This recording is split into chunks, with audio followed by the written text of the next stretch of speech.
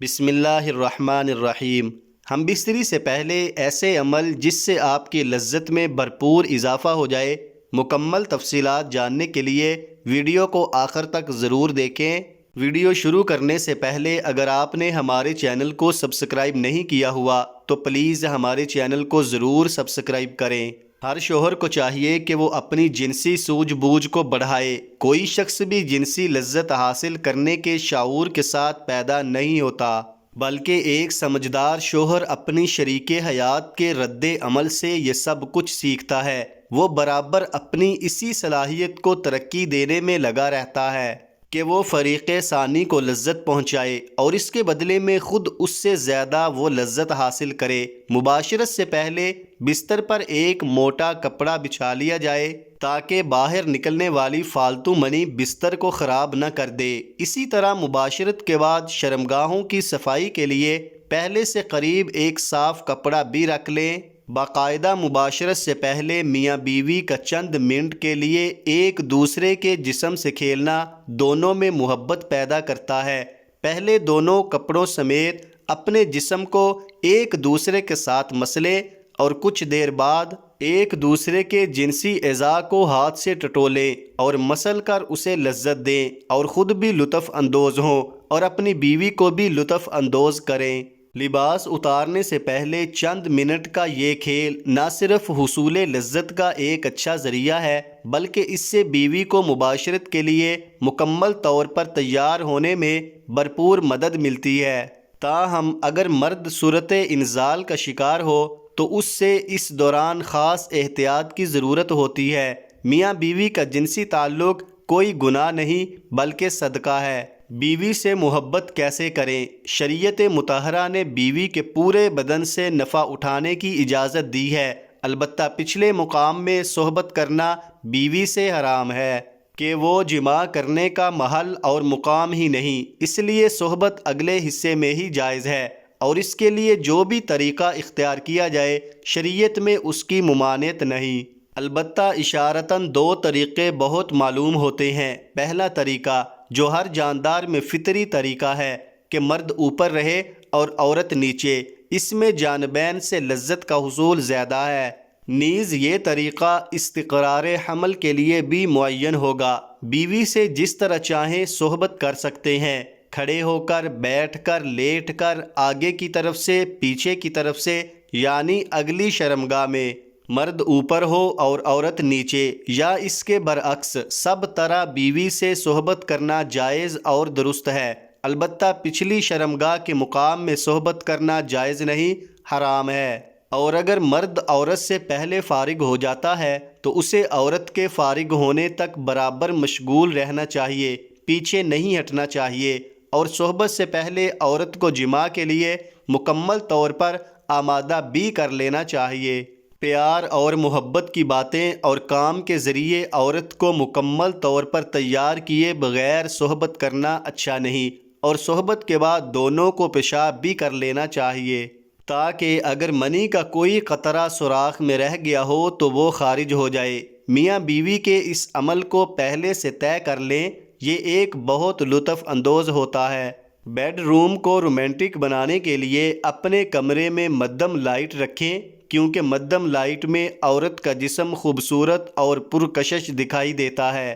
اسی طرح کمرے میں اپنی پسند کی خوشبو بھی لگا لیں۔ ہم بستری سے پہلے میاں بیوی دونوں اپنی شرمگاہوں کو ٹھنڈے پانی سے دھو لیں، یہ مرد کی ٹائمنگ میں اضافہ کرتا ہے اور عورت کی شرمگاہ اس قدر تنگ ہو جاتی ہے کہ جس سے ہم بستری کرنے میں بہت ہی زیادہ لطف محسوس ہوتا ہے۔ کشادہ بستر کا انتظام کر لیں اور بستر نہ بہت زیادہ نرم ہو اور نہ ہی بہت زیادہ سخت ہو، تو ہم بستری کے لیے میاں بیوی کے پاس وقت کھلا ہونا چاہیے۔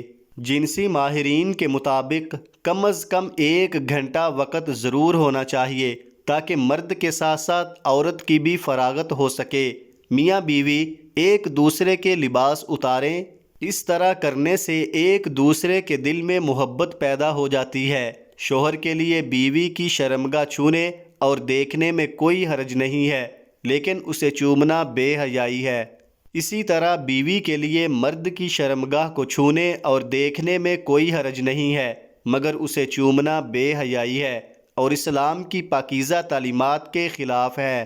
میاں بیوی میں خدا کی طرف سے ہی محبت پیدا ہو جاتی ہے۔ میاں بیوی کا رشتہ ایک ایسا احساس ہے جس میں محبت ہی محبت نظر آتی ہے۔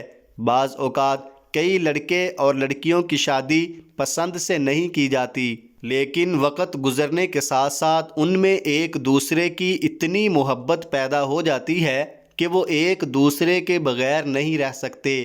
شوہر جب بیوی سے ہم بستری کا ارادہ کرے تو ہم بستری کی دعا پڑھے کہ جس کا ترجمہ ہے میں اللہ کا نام لے کر یہ کام کرتا ہوں، اے اللہ تو ہمیں شیطان سے بچا اور جو اولاد تو ہم کو دے اس سے بھی شیطان کو دور رکھ۔ اس دعا کے پڑھ لینے کے بعد اس وقت کی ہم بستری سے جو اولاد پیدا ہوگی شیطان اسے کبھی نقصان نہ پہنچا سکے گا۔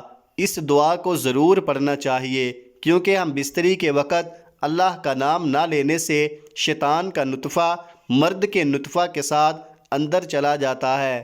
صبح کے وقت قربت کے فوائد۔ جو مرد صبح کے وقت اپنی بیوی کے ساتھ مباشرت کرتے ہیں وہ لوگ کبھی بھی مردانہ کمزوری کا شکار نہیں ہوتے اور ان کی مردانہ طاقت دن بدن بڑھتی رہتی ہے، کیونکہ اس وقت ان کے جسم میں بے پناہ جنسی طاقت موجود ہوتی ہے۔ اس وقت جنسی کمزوری کا شکار افراد بھی بہتر انداز میں قربت کر سکتے ہیں، اور رات بھر آرام کے بعد انسانی جسم صبح کے وقت جنسی توانائی سے بھرپور ہو چکا ہوتا ہے، اعصاب فرش ہوتے ہیں، اور یہی وہ وقت ہوتا ہے جو مرد اور عورت کے درمیان قربت کے لیے بہت بہتر اور مفید ہوتا ہے، کیونکہ اس وقت مردوں کے ہارمونز عروج پر ہوتے ہیں اور ان کے اندر جماع کرنے کی طاقت پوری طرح جوش میں ہوتی ہے۔ اس وقت قربت کرنے سے بہت زیادہ تسکین ملتی ہے، جس سے مرد اور عورت دونوں کو پوری طرح جنسی لذت ہوتی ہے۔ اس وقت جسم کا انگ انگ زندگی کا مزہ لے رہا ہوتا ہے، جبکہ صبح کے وقت جماع کرنے سے آپ لوگوں کی ٹائمنگ میں بھی زیادہ اضافہ ہو جائے گا۔ اس وقت ذہن پر کوئی بوجھ یا پریشانی نہیں ہوتی، اس لیے اس کا پورا دھیان جنسی قربت پر ہوتا ہے۔ اس وقت مباشرت کرنے سے عورت کے اندر حمل ٹھہرنے کا امکان بھی زیادہ ہوتا ہے۔ اسی طرح رات کو 10 بجے تک سو جانا چاہیے۔ آپ لوگوں کے جنسی حصوں کو بھی پورا سکون حاصل ہوتا ہے۔ پرسکون رہنے اور جنسی کارکردگی بہتر بنانے کے لیے نیند بہت ضرورت ہوتی ہے، لہٰذا ساری رات لیپ ٹاپ اور موبائل کے سامنے بیٹھنے سے گریز کریں، ورنہ ذہنی دباؤ تھکاوٹ سے دوچار انسان کی کارکردگی کیا ہوگی اور آپ کو کوئی بھی کام کرنے میں لطف حاصل نہ ہوگا۔ اللہ تعالی ہم سب کو اپنی بیوی کے ساتھ محبت کرنے کی توفیق عطا فرمائے، اور اللہ تعالی ہم سب کو اپنی بیوی کے حقوق ادا کرنے کی توفیق عطا فرمائے۔ اللہ تعالی سے دعا ہے کہ میرا سنانا اور آپ کا سننا اپنی برگاہ الہی میں قبول فرمائے اور منظور فرمائے، آمین۔